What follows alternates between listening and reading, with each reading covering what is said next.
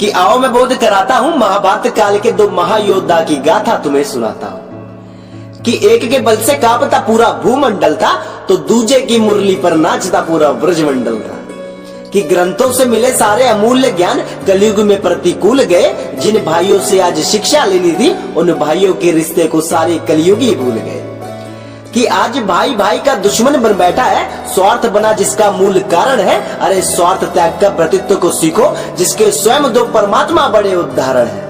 कि असीम बल के स्वामी थे, वो शस्त्रों में हलदर के धारी थे, जिनके फन पे समस्त जगत का भार धरा है।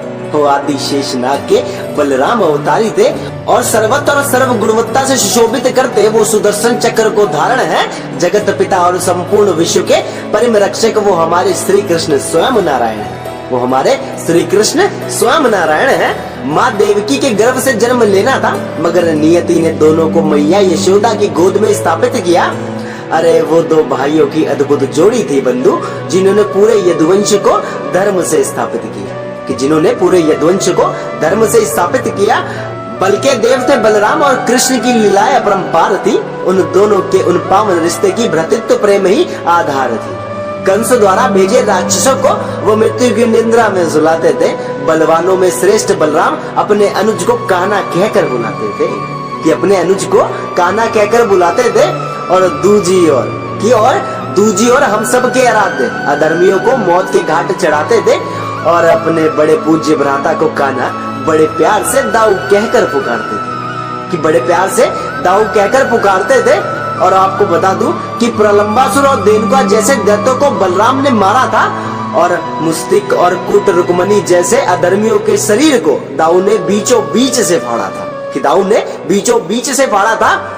और अधर्मी कंस के संहारक थे श्री कृष्ण। गोवर्धन पर्वत को उन्होंने उठाया था। अरे वो महायोगी राज थे बंधु, जिन्होंने बिना लड़े पांडवों को जिताया था। कि जिन्होंने बिना लड़े पांडवों को जिताया था। समस्त यदुवंश की शान थे, एक दूसरे का हमेशा दोनों ने साथ दिया। अनेकों बाधाओं को पार करके दोनों ने द्वापर के सबसे घातक नारायणी सेना को अपने परिश्रम से तैयार किया। कि अपने परिश्रम से तैयार किया। और गांधारी माता के शाप ने पूरे यदुवंश का नाश किया था। फिर अत्यंत दुखित बलराम ने योग मुद्रा में आकर बंद अपना श्वास किया था। और अंत लाइन ये है, जो अधर्मियों के नाश और जगत उद्धार में रहते हमेशा आगे थे, दाऊ के सिवा उनका भला कौन था। अपने भ्राता के चरण स्पर्श कर श्री कृष्ण ने भी अपने प्राणों को त्यागा था।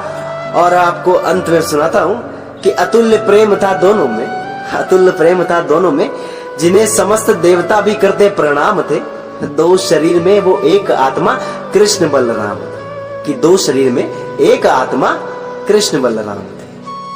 जय श्री कृष्ण।